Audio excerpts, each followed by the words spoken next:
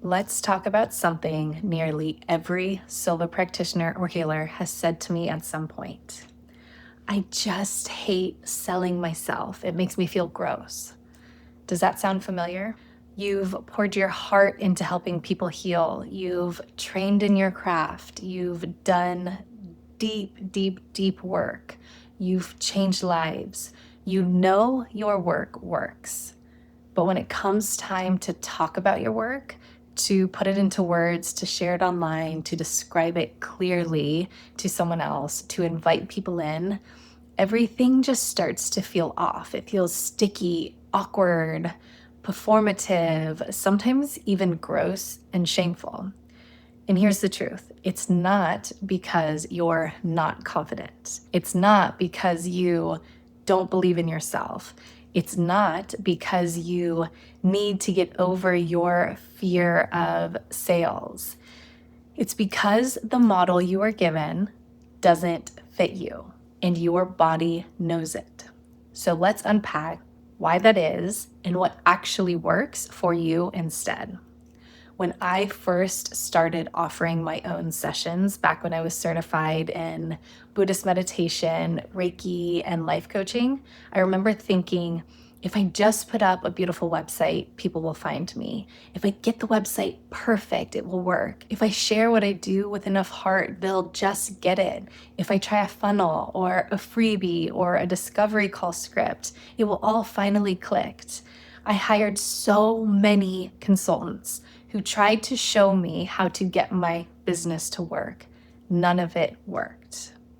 Instead, I was exhausted, overthinking everything, trying so hard to say the right thing all of the time, but never sure what that even was. And the worst part, I felt invisible. Every time I put myself out there, I felt like I was wearing someone else's clothes, like too tight, too stiff, weird, not really me. For so many years, I thought I was the problem. But now, after working with dozens and dozens of brilliant, sensitive, mission-driven practitioners, I've seen the same pattern over and over and over again. And the truth is, it's not personal. It's not you, it's the approach. So let's talk about the real reason selling feels gross. You've probably been told that selling is about things like building funnels, having launch strategies, creating urgency, persuading someone to act. But that entire model was built for something else. Corporate marketing, mass marketing products, automated conversions. It was not designed for intuitive, deep healing work. It was not designed for you. So when you try to follow that model, your nervous system tightens, not because you are scared, but because it's not aligned for you.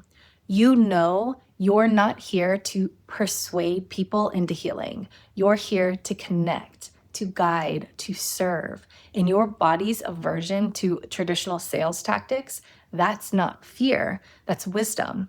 So if pushy, cringy traditional sales tactics don't work, what does? Instead of selling, you are going to invite in. And you invite in after you have built a vital foundation. It looks like clarity to resonance, to connection, to trust, and then invitation. So I'm going to run that back. Clarity creates resonance, which creates deep connection and trust. Then once all of that foundation is laid, you invite people in. That is the answer to getting away from this cringy funnel idea. And instead, you are laying a foundation that is like someone walking up the steps to your front porch. It's gradual, it's simple. People take the first step. That first step is the clarity. Then they go up the next step, resonance. One more step, connection. And then that final step, trust. Then your offer is you opening the door, inviting them in. And by that time, once you invite them in, it's warm and authentic and connected. And it starts with one major thing, clarity. Because when you are crystal clear in your message, when you describe the problem you solve in words, your audience actually says, people feel seen, they lean in, they say, this is for me. That's what starts the foundation. That's what turns into resonance. And that resonance builds connection, not just likes or views or traffic, real connection, the kind that makes someone feel safe in your presence before they've even met you. And that connection builds trust, which means when it comes time to invite someone into your offer, you are not selling in the traditional sense. You are inviting someone into something that already feels right for them. That's the shift from pushing to inviting, from pressure to permission. So let's make this practical. Here's how invite in marketing works in real life. Number one, be crystal clear. Your first job is to name what your people are struggling with in their own words. If they say, I feel stuck, don't say unintegrated. If they say, I'm burnt out, don't say nervous system dysregulation. Speak their language, not yours. Number two, reflect their world. The best marketing isn't about teaching or convincing. It's about mirroring what someone is already feeling but hasn't fully been able to name yet. That moment of, wait, how did you get inside my head? That's the moment trust begins. Number three, let connection lead. You don't need to pitch. You don't need to chase. You simply open the door and trust that the right people will walk through it.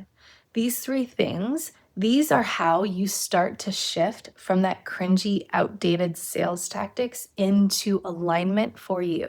And I want to be super clear on something. This is not a tactic. It's a way of being in your business. It's how you probably already operate in your sessions and in your real life. You just didn't realize or haven't been taught that you can build a business this way too. So this is how you translate the way you be in real life into how you be with building your business. Let me walk you through a quick shift you can try right now. This is a 3-prompt exercise. Prompt number 1, instead of asking, how do I get more clients? Write this down and ask, how can I help the right people recognize themselves in my work? That is the resonance you're looking for. Prompt number 2, think of a time someone said something like, I feel like you really get me. What were you doing or saying that made them feel that way? Now, reverse engineer that into your content and your messaging. That's the deep connection that you're looking for. And I want to point something out here. We often hear that in times that we don't think we're working or we're not really working on our business. So focus on the types of people that are saying that to you, because that might guide you to a gold mine for who you are here to serve. It might not be who you think your business is for, but that's exactly the type of authentic gold that we're looking for. And finally, prompt number 3, ask yourself, where in my business am I still chasing or hunting? Where is my nervous system contracting? Where do I start feeling gross or yucky? Flag those points.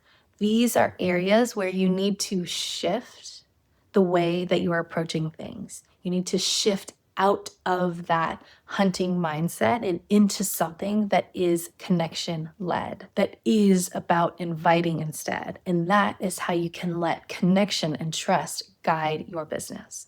And today I want to end with this.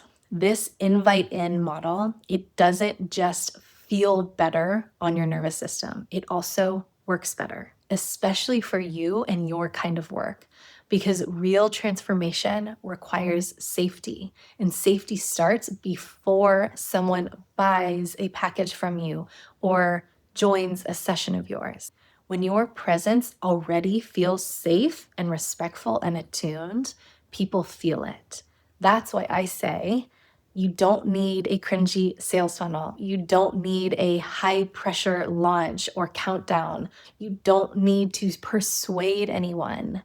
You need to be clear. You need to resonate. You need to lead with connection, and then you invite them in.